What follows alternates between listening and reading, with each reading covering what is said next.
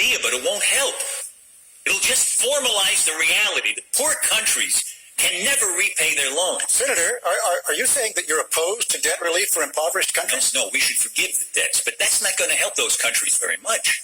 Okay. What will? Tax cuts.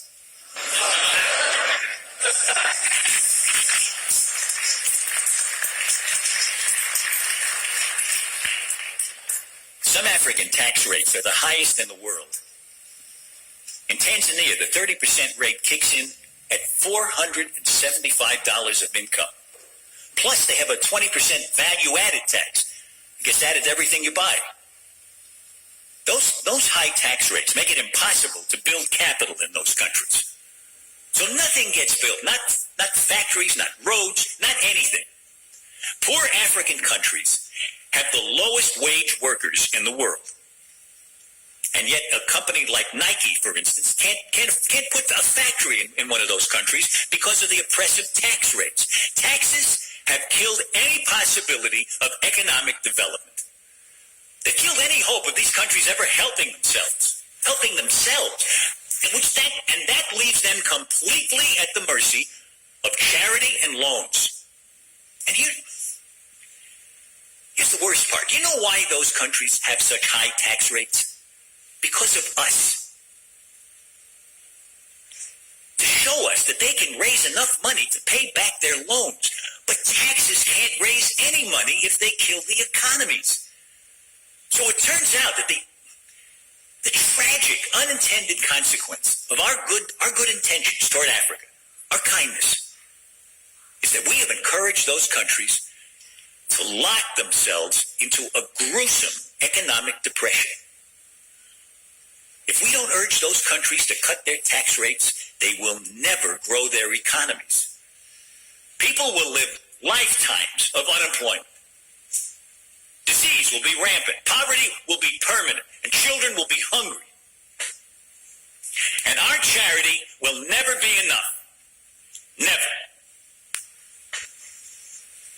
Yeah, because there is a policy of the American government. It's called the Kissinger Report, which was produced in the mid-70s when Henry Kissinger was involved with the government.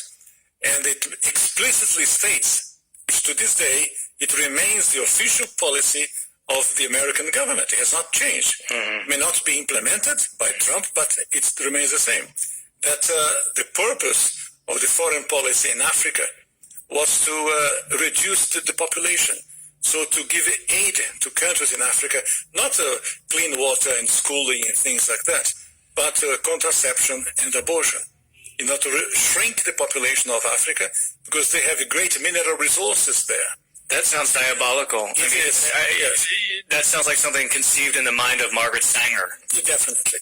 And so in the time, Kissinger and those involved with the Carter administration wanted to shrink the population, make sure that the Africans do not develop and do not use the resources for themselves, because we in the States, we need them. There is a concerted effort of foreign powers to control the population of Africa. Africa is a huge continent, could feed thousands more people, but the policies of the West, especially in Europe. For example, between 1990 and the year 2000, the United States, Canada, and Europe contributed about $6 billion in contraceptives. Not to help the people, not to give clean water, clean food. That is not to fight malaria, for example. No, of course, perish the thought, never. Yeah. Let them die. That's the whole idea. So, in our work in HLI, we denounce this reality to make the Africans aware that they have to defend themselves against the influence of foreign powers. Is it just the United States, or do you believe that China is also playing a role in jockeying for the resources of Africa? China is playing a major role because China is buying property in Africa. Mm-hmm. For example, in Mozambique, which is a Portuguese-speaking language country, when Portugal was in charge of Mozambique, they used to export rice. Now they are importing rice from China. Because they cannot produce. The socialism has wrecked the production of rice. and the Chinese come and buy farms. So about almost a third of Mozambique belongs to China. So I was in other countries of Africa, the same reality. In South Africa, the Chinese are buying property, buying land in Africa.